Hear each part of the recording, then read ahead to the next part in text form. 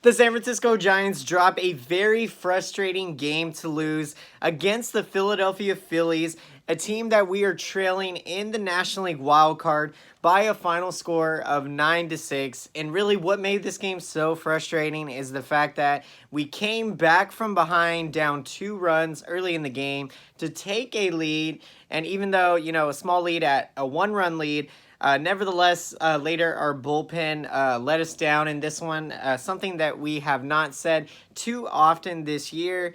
And so let's get into this, guys. The Giants sent rookie right-hander Tyler Beede to the mound in this one. And in the first inning, starting things off, which we know that the first inning has been a struggle for a lot of Giants pitchers this year. Beede looked very crisp in that first inning. He looked dialed in, throwing a very nasty changeup that, it starts in the middle of the strike zone and literally it tails out of the strike zone and away. And so just a filthy pitch, a pitch that really is going to be getting a lot of hitters out. And so, unfortunately, Beede, he got into trouble during a 4-run third inning. And so that's when things, kind of essentially fell apart for him. So his final pitching line, guys, he goes 5 innings in the outing, giving up 4 hits, allowing 5 earned runs, walking 2 batters, and did have, a high strikeout total, struck out 7 batters, gave up 1 home run, now with a 5.61 ERA on the year. And now the Giants were opposing 30-year-old left-hander Drew Smyly, and the Giants did much better against Drew Smyly than what they had done in Philadelphia. So Smyly goes 5 2/3 innings in this one, giving up 7 hits. He allowed 6 runs, 4 of them were earned, 3 walks, and to go with 4 strikeouts. And so, guys, we are going to get into the positives of this game, especially from the hitting perspective side of things. And so the Giants, they had an excellent game offensively, actually out-hitting the Phillies 11-10.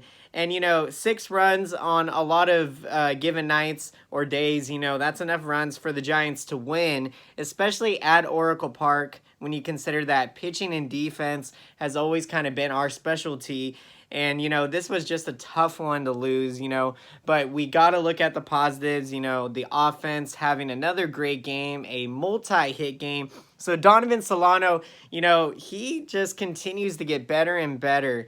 And, of course, with having Joe Panik been released, this, of course, has opened up some playing time for Donovan Solano. And that was one of the things that Bruce Bochy said and DFAing Joe Panik is that, they wanted to get Solano more at-bats. And, they just traded for Mauricio Dubon, a AAA infielder from the Milwaukee Brewers. So, you have some guys that are up and coming. And so, that was, of course, what led to the DFA of Joe Panik. So Solano goes 3 for 5 in this one with 1 RBI. He's got his batting average up to .338 now on the year. Stephen Vogt, he just continues to get the job done. I believe in Stephen Vogt. I believe in Stephen Vogt. He is always doing it, man. And, what the Giants have been doing is they're trying to figure out however way possible that they can get his bat in the lineup because, we're searching for offense. And so you saw Vogt in the first game of the series start in left field. And then in this one, he was starting behind the plate with Posey at first base. So a really nice combination, a nice duo there. I love when Bochy mix and matches the lineup or, puts guys in different positions to get their bat in the lineup. Because, you want to get as much offense as you can possibly get. So Vogt has a 3-hit performance, going 3 for 4, scoring 1 run, knocking 2 RBIs, and knocking a home run. He's now hitting .284 on the year. Kevin Pillar, guys, he hit a home run, his 14th home run of the season. He goes 1 for 4, scoring 1 run in the game and knocking 2 RBIs. He is now hitting .245 on the year. And then we had Joey Rickard, a guy that, he wound up being the Giants' 50th player that we have called to the roster this season. I did not know a whole lot about Joey Rickard prior to this game, but did some research on him, and he's got 3 years of Major League experience. He came up with the Baltimore Orioles around the age of 25, so he is now 28 years old. And, so it'll be interesting to see what we get out of him. But he goes 1 for 3 in the game, knocking his first home run as a Giant.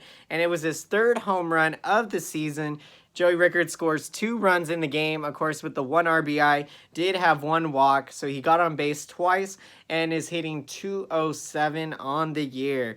Pablo Sandoval had another pinch hit performance. I believe he either has tied or potentially broke the record for most pinch hits in a single season. So, it's been a revelation for the Kung Fu Panda, just always getting the job done, going 1 for 1, now hitting .269 on the year.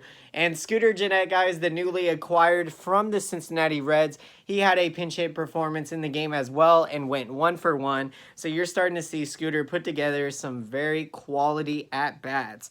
He is now hitting .228 on the season. And so, guys, now let's get into the scoring of how this game played out. In the bottom of the 2nd inning, the Giants would get on the board thanks to a Kevin Pillar solo home run. It was his 14th home run of the year, and it was a really nice hit. It was like on one of those down and in pitches, and Pillar drove it, and it just stayed fair down the left field line. That gave the Giants a 1-0 lead. And then now, as we go to the top of the 3rd inning, of course, Tyler Beede did run into some trouble there, allowing 4 runs in that 3rd inning. Thanks to Corey Dickerson, had a 2-run triple, and Gene Segura adding a sacrifice fly as part of that 4-run 3rd inning. And so now, as we go to the bottom of the 3rd inning, guys, Joey Rickard, a guy that we have not seen a whole lot of, he impresses in front of the home crowd, knocking a solo home run, his 3rd home run of the year, and that would cut the deficit to 4-2. And like I was saying, we were trailing, and then we came back. And so in that bottom of the 4th inning, Kevin Pillar would get a situational at bat and get a RBI out of it, an RBI ground out, and now we're only down 4-3.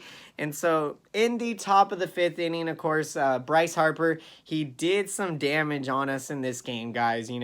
Really frustrating, especially when you consider, we were going all in for him in the offseason.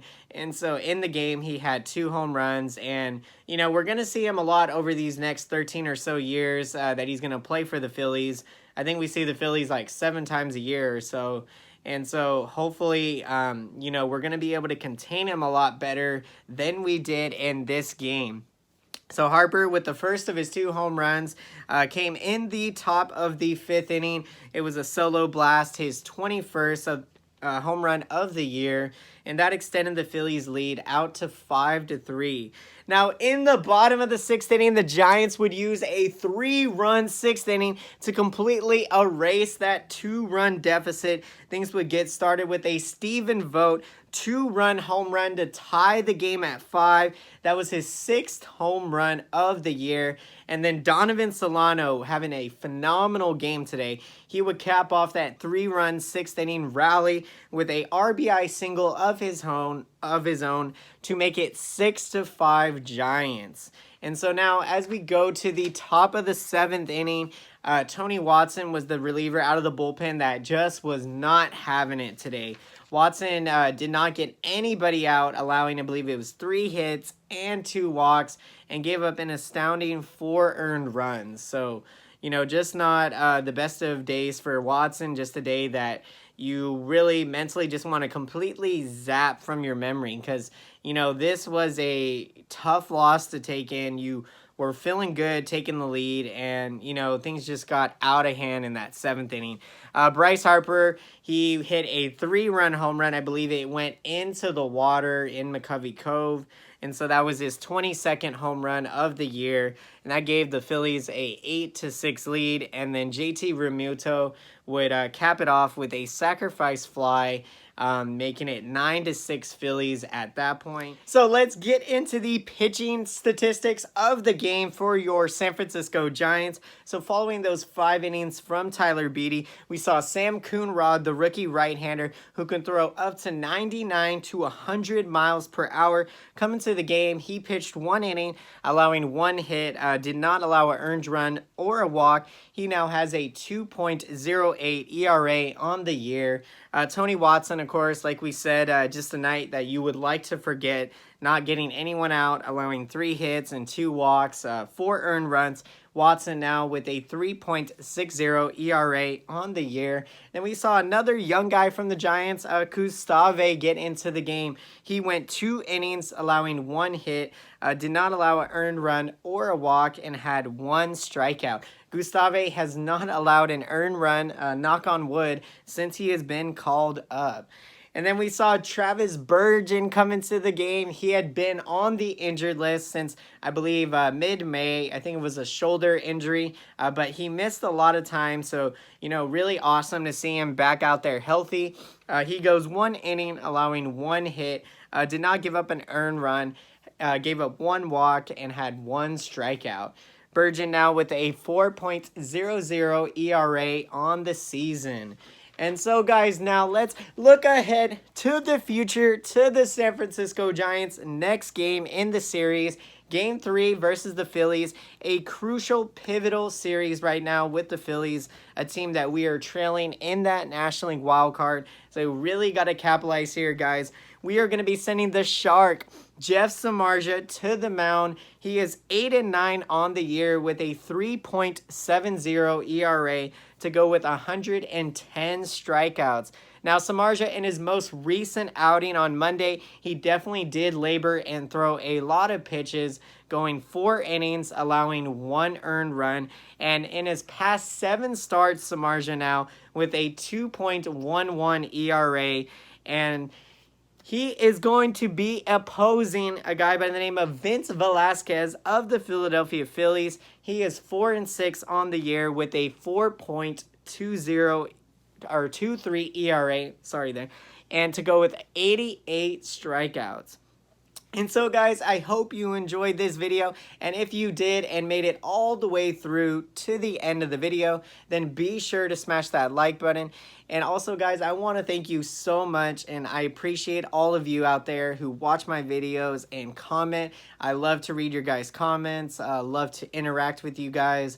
And so comment down below. I'd love to hear your opinion and your perspective on the game tonight. What are your thoughts, guys? Obviously, very tough. When you come from behind like that, down in the game, and then, you let it slip away from you in the bullpen, it's very frustrating. But again, I do think that we will be able to turn things around. And it's going to be huge when Alex Dickerson comes back, because he was an entirely huge difference maker ever since he got called up. And, his presence in the lineup, is going to allow many other hitters in this Giants lineup get better pitches to see and better pitches to hit. And so, guys, until next time, I will see you again. Thank you so much for watching, and have a great day.